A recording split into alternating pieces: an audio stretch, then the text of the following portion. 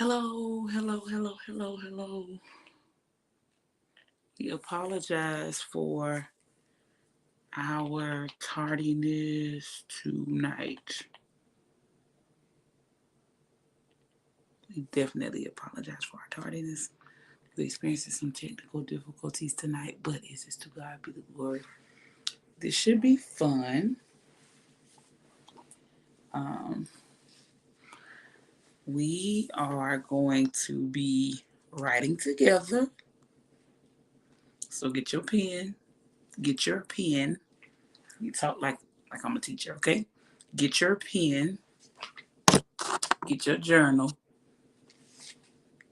and we are going to write hello everyone. As you all know, I'm in the studio, so in the StreamYard studio.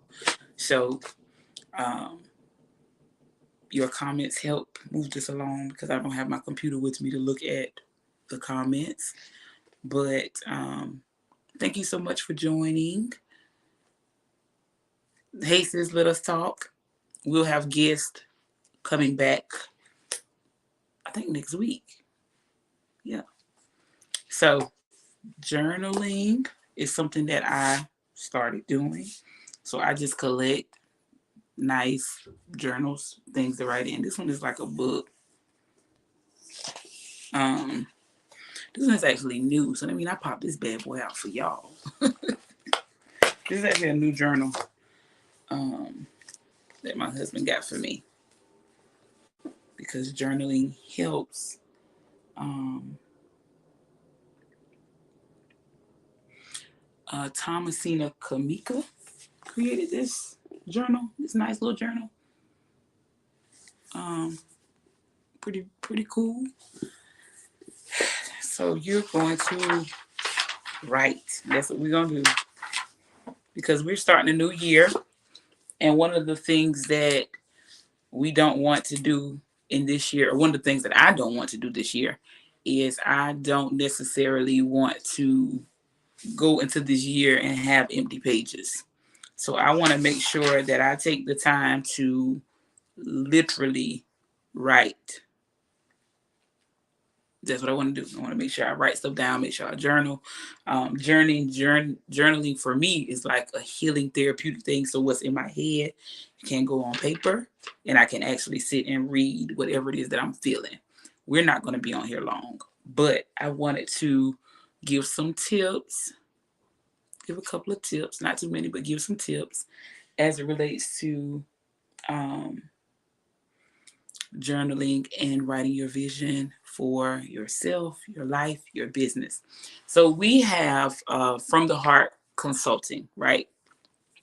And one of the things that I do with any of our clients is I start writing. When they talk, we do a consultation, but I do have a session where I just kind of let them talk to where they can give me an idea of what it is that they want for their business, what their vision is for their baby. Like, what is your vision for this? And one of the things that I know to be true is that it's harder to work for individuals when they don't have a vision for whatever it is. Um, what is the vision for your conference? What's the vision for this service? What's the vision for this particular business? Like, you have to have a vision because your vision would allow somebody like me to literally listen to what your vision is, read what it is that you're saying, and I'll be able to take it and literally run with it. But if you don't have a vision, who's going to follow you when you don't have a clear vision or instruction for your life or what God has given or what God has entrusted you with? And so having a vision helps people to help you. Um, Familiar portion of scripture in Habakkuk when he tells him to write the vision, make it plain upon tables, so when they read it, they'll run. You write, make it so plain that when they read it, they'll be able to run with it. That's not necessarily where we're going, but that's how clear your vision should be on paper. In that time, they use tablets but we use paper and pen or computers or whatever. But it should be so clear what it is that you want that when somebody reads it, they should be able to run with it. That's how plain and how precise your vision should be. So we'll run through this really quickly. I'm not going to stay on long because I'm limiting social media, but praise God. So the first thing, Proverbs chapter 29, verse number 18. And it reads on this wise, where there is no vision, the people perish, but he that keepeth the law, happy is he. Vision is important for you. And if you're in any type of leadership capacity, you having a clear vision helps the people that God has called to you. It literally helps them. So the first thing is, what is your vision for yourself? Where do you see yourself? How do you see yourself? And how you see yourself will determine the vision that you have for yourself. So I believe that when you've been given a vision, do the work on yourself to be ready to be put on display. Make sure that you line up with the vision for you. Make sure that you're showing up like the vision that you have for yourself. Always show up as your best self. Because if you tell me your vision and I'm looking at you and you don't even represent your vision, I'm going to be stuck. People are going to be stuck. People will follow people that have a clear vision. You know what you're going to do. You're not unstable. You're not jumping into this, that, or whatever. And people are attracted to consistency and stability. So, questions that I would ask myself, what is my vision as it relates to this? But most of all, what is God's vision for my life, and what is God's vision for my business, my ministry? What is God's vision for this? How do you see yourself? I just said that. How you see yourself will determine how you plan, how you show up.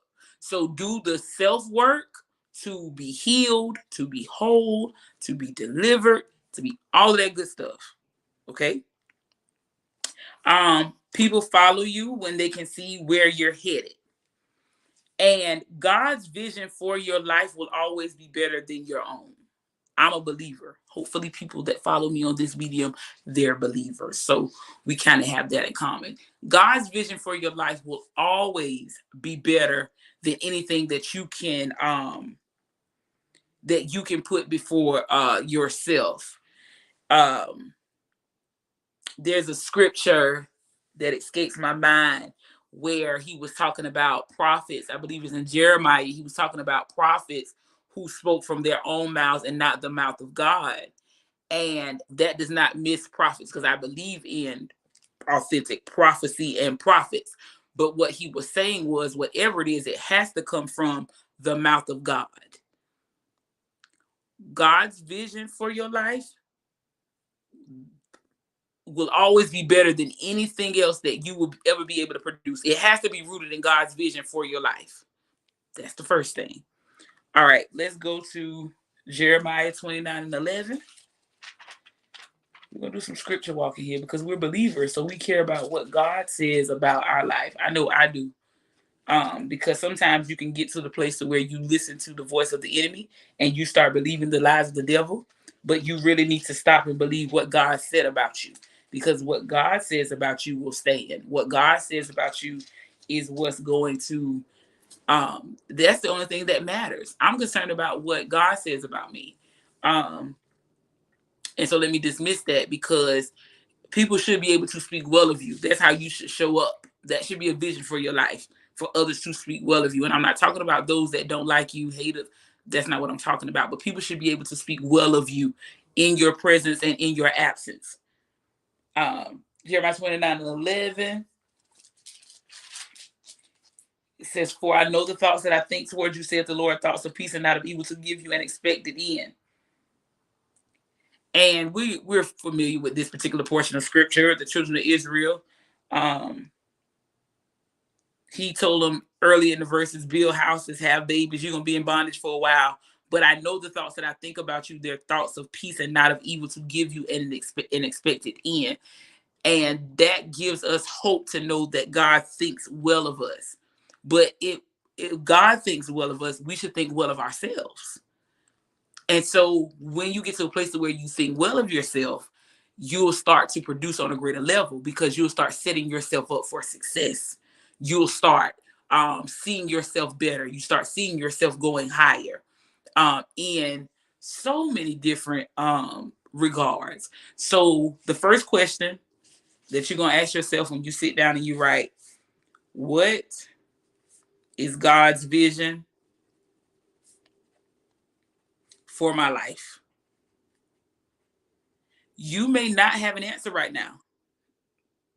However, get in relationship with God, pray, seek his face, read his word, and the answer will start coming by and by.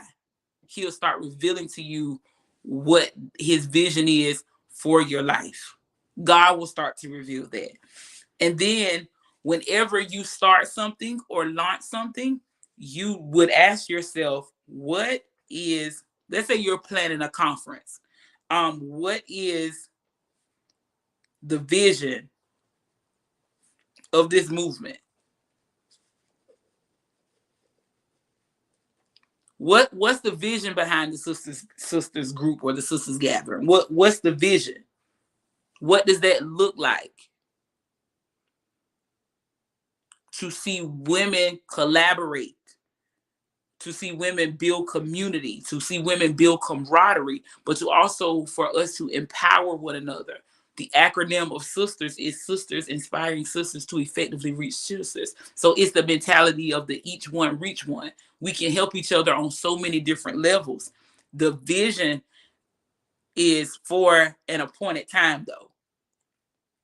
So you say to yourself, I've been writing visions for myself, and Monique, I've been doing this and I've been doing this, but you do need to understand that the vision is for an appointed time.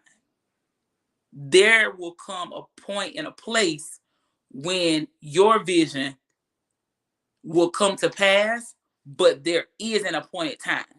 It doesn't always happen when we want it to happen. I believe that if I do the work and I strategize, that's one of the things that we're going to talk about. If I do the work and I strategize and I take my faith and I partner it with my works, and my life lines up with the word of God and the will of God for my life, I believe that heaven will then back me. And if God gave you a vision, he'll provide the provision in his time. So don't get weary because you're literally taking the time to write the vision, to organize, and to strategize. One of the things that the Lord challenged me with at the probably like at the end of December was for me to have more things that are tangible, to not just, because because as a, as a teacher, preacher, minister, all that stuff, you have to you can talk, but it means nothing to just be talking and not writing it down. So many good ideas never come in, they never make it to the next phase because we don't take time to actually write things down. And when we write things down, I'm waiting on for it to manifest so I can just start checking things off the list. I'm not crossing it out, but I'm just gonna keep checking it off because this is what God did. And I know, people cross things out, they say, oh, it's done. No, I'm just checking it off. That's just better for me to process. Man, it's like, oh, God did this. Check. God did that. Oh, check. So those are things that you want to do. So what it would look like clearly with me is, hey, I need you to help me organize this. What is your vision behind? What is the vision behind this? What is the mission behind what it is that you're doing? If you can give me a vision, a clear vision, I can run with it. But make it plain. It doesn't have to be hard. And the thing about it is, God will give you people that will help you to literally work your vision. When God gives you vision and you line up with his will and his word, God will send individuals that will help you work your vision because you have literally taken the time to write, and God will give you people that will read it and run with it. So I believe in teams. That's something that I believe heavily on now, that God will give you a team to help work your vision. And there'll be like-minded individuals that will literally carry out your vision just like it's theirs. When I am locked into something and I believe in something wholeheartedly, I'm going to work it as if it were my own. I'm going to literally work and do everything that I need to do as if it's my own vision. And I also believe in the law of reciprocity. I believe that if I sow that, I'll reap that. And I've been a recipient of that, to literally be able to work somebody else's vision for them to say, this is what I want, this is what, and to take that and then pray for creativity to say, Lord, give me something fresh, give me something sharp, and then to work the vision.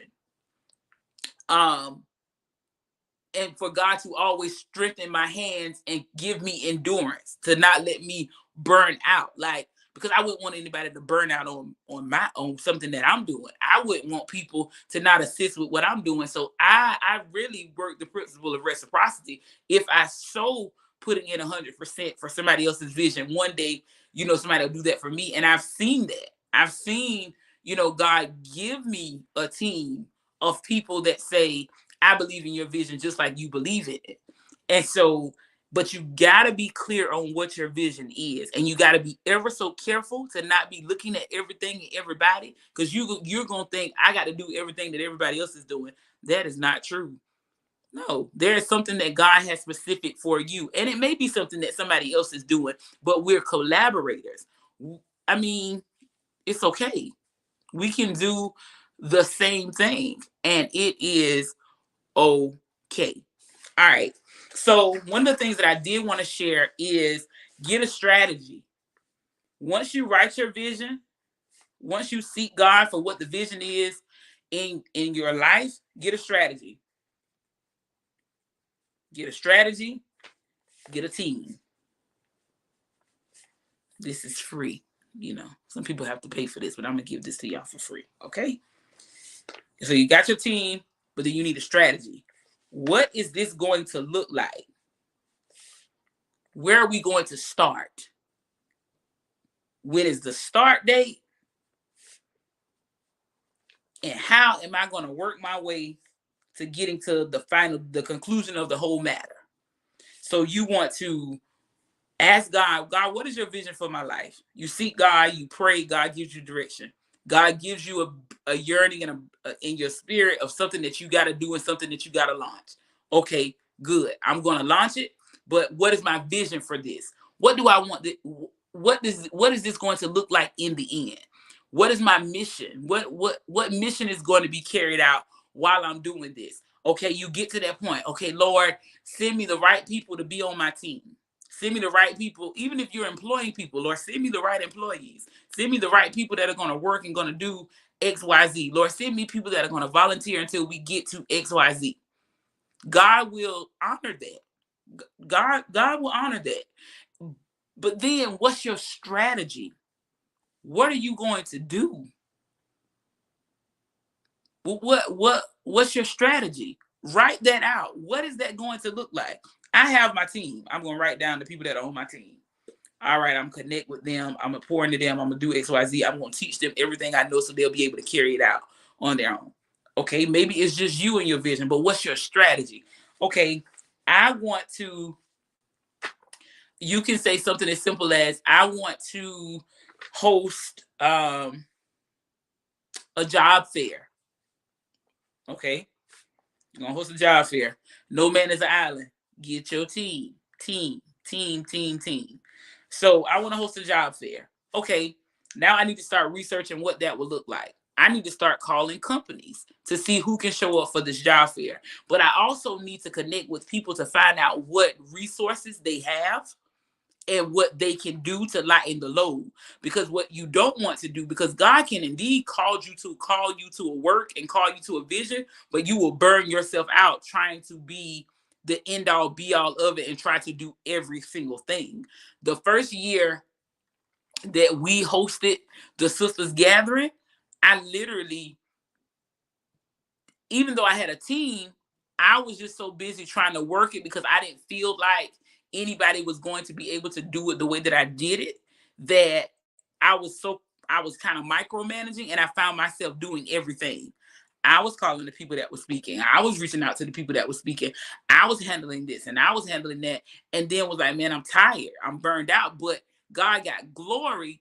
But throughout the years, I've learned the importance of delegated authority. And if you cannot trust the people that are on your team, they don't need to be a part of your team. And that's a reality. And so learning how to delegate with your team and coming up with a strategy. Who's going to spearhead this? Who's going to be over this? And then what are we going to do? But the first thing is, what are you going to call it? And when is it going to happen? Give it a date. Give it a timeline. Give it a timeline. And even if it doesn't meet your timeline and your deadline and God has something different, it's okay. But come up with a strategy. What is your strategy? Am I going to set up a system where I put somebody in control of one thing and then people work underneath them? Or is it just going to be one person over everything? Find a strategy and literally teach your team that strategy. Have a universal strategy so that even if you have to pull somebody else in to do it, they know what to do. But the thing that you have to do, even with your strategy, you have to write down your strategy. Because one of the things that I think that I took for granted as being as an adult or working in education, working in church, or things like that, is assuming that people already know. That is one of the biggest misconceptions when you have a team. You assume that people know. After we had the sisters gathering in December, I had some conversations of debriefing with some people that were in certain positions. And of course, I shared some of my grievances, some of the things that I did not like, some of the things that I felt like went well. But I had one particular individual to say to me, well, what you have to do then, because it's your vision and we're working your vision, sometimes we can see, but sometimes we can't. So you have to then tell us exactly what you want or exactly what your vision is for it so that we can understand it. But some things you're assuming that we know that we do not know. And so that's the worst thing that you can do, assuming that people know. Write this stuff down. Write down the strategy. Write down the system. Write down what it looks like. And one of the things that happened is one of our team members got sick around the time of the sisters gathering. But because we had already had a system in place, that didn't necessarily go lacking because we had a team. So people knew what it was that they needed to step up and what it was that they needed to do. So write down your vision. What is my vision for this? The vision for this is that I want people to be employed. I want people to have jobs. I want them to have decent jobs. I want them to be able to start fresh. And I want there to be a variety of jobs that are there for people on every level, people that are going to work in the food industry, people that are going to work in education, people that are going to work in higher education, people that are going to work in different places. Okay, so I have to reach out to this many people. How many people are you going to reach out to in this amount of time? And what's the deadline for this? If I don't have a deadline, I don't necessarily produce at my best, because there are some people that are natural producers. They can just produce. But I realize that when I give myself a deadline and a time frame, I produce on a higher level of excellence. I got it because I've had time to actually do XYZ. If you give me a date and a deadline, I promise you, it's gonna be top tier. Okay. And so give yourself those dates and deadline, but write everything down from start to finish, no matter how minute you think that it is or it needs to be. I remember planning years ago for a particular auxiliary that I was over at the time. And the way that I planned that particular service was I wrote down everything, stuff, things that you probably wouldn't even think about. But I just wrote down everything that we would need, everything that somebody could be doing, and then taking it and not necessarily asking people what they want to do, but sometimes giving people assignments. Hey, you can do this and you can do that. So write down from start to finish. And then have check-in dates, dates that you need to check in to see what's going on with XYZ. And if you have a team that works closely with you, one of the models that I've used with the sisters team is that I do check-ins on them and I do temperature checks to find out where they are, because life happens. And I really want them to know that outside of helping work this vision or this assignment, I literally care about them. So there are some days that I'll just call to say, hey, I just want to know how you're doing. I just want to know how you are feeling. I want to know what's going on with you. What endeavors do you have that I can support? Like, so that is another thing. When you have a team, make sure that your team feels appreciated. And I literally do check-ins with them. Hey, how you doing? You crossed my mind. Can I do it as much as I desire? No, we're all working adults or whatever. But it's as simple as sending a text message.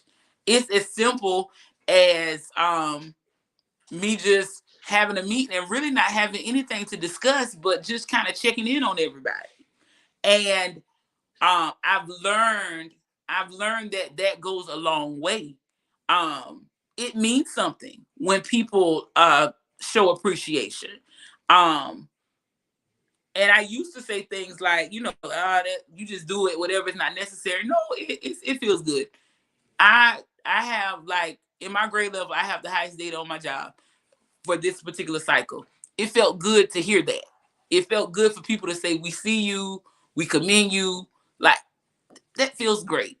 I'm not always going to get that now. Now, that's not always going to be the case now. And that you're not necessarily doing it for it, but that stuff feels good. Even with children. Oh, I see what you're doing. I see your efforts. I see at the beginning of the year you were struggling, but I also see this particular growth and I see this level of maturity.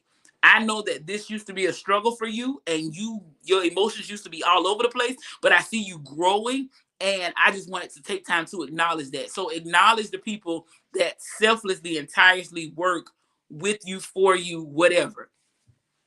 And so I'm wrapping this up because I'm not going to be on here long, but I did want to give you all some strategies that you could work while you're working your vision. How are you going to market your business? How are you going to market your vision?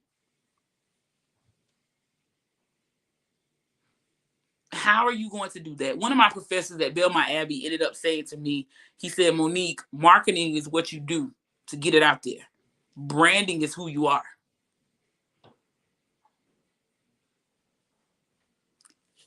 How are you going to market it? Write that down. When are you going to market? What is that going to look like? How are you going to brand yourself? What angle do you want to brand yourself from? I'm an educator. I work in education. Are you going to brand yourself that way? Or are you going to brand yourself another way? These are questions that you have to ask yourself piece by piece. What is this going to look like? Don't do it. If you're going to do it big if you're going to do it, but think everything through. This is you that you're talking about. And what you don't want to find yourself doing is always giving 100% when it comes to other people's visions and other people's dreams, that you forget about yourself or the vision that God has given to you. So those are things that you want to even stop and think about. And knowing when to bring people in to assist. I don't know anything about, well, I'll just use that as an example. I don't know anything about marketing. It's okay to go pick somebody's brain who's marketed. I don't know how to publish a book. Yeah, I'm gonna reach out to somebody that's done it so that they can help me. Those are the kind of things that I do. Hey, I need to pay you to do XYZ. Or some people, if we friends, like, can I pick your brain? But if I can't pick their brain, I have to pay their price. But just knowing when you have to bring people in. And I was watching Bible study last week, listening to Bible study last week. And one of the things that, I don't remember who said it, Pastor Brown or Lady Ray, I'm not exactly sure who said it, but they were talking about not being impulsive. Impulsivity being the enemy to consecration. I think Pastor Brown said that. But waiting it out. Because remember, the vision is for an appointed time. So just because you feel it today, you don't have to produce it tomorrow. Have you literally taken the time to think all of this through and think all of this out? No man buildeth the house without first counting up the cost. How much is this going to cost me? And is this something that's obtainable? So I think sometimes you get disappointed because sometimes you reach for things that are not obtainable. Can I obtain this? And with or without your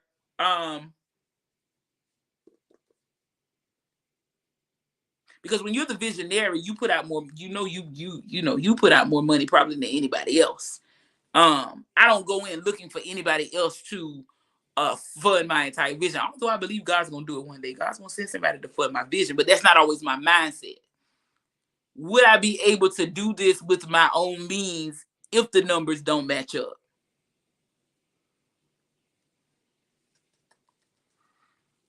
Count up the cost.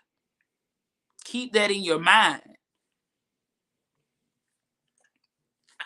Take your time to build this.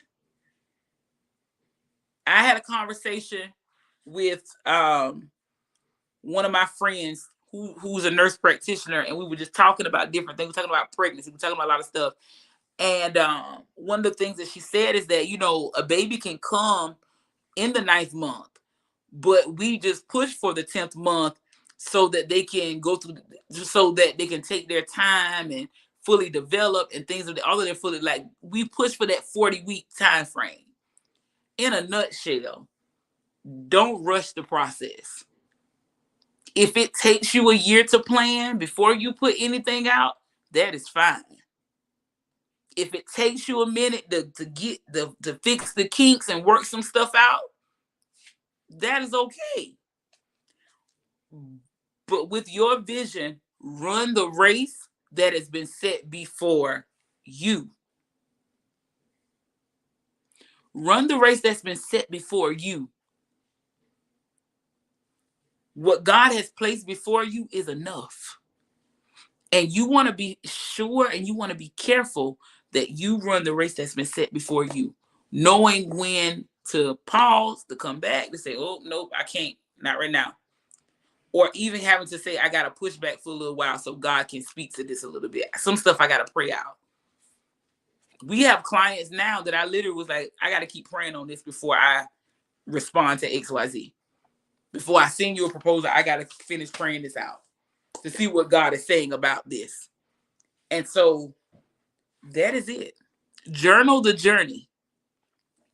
Write it down. Even if you just got to get one book and it's like, this book is only for Sisters Gathering 2023.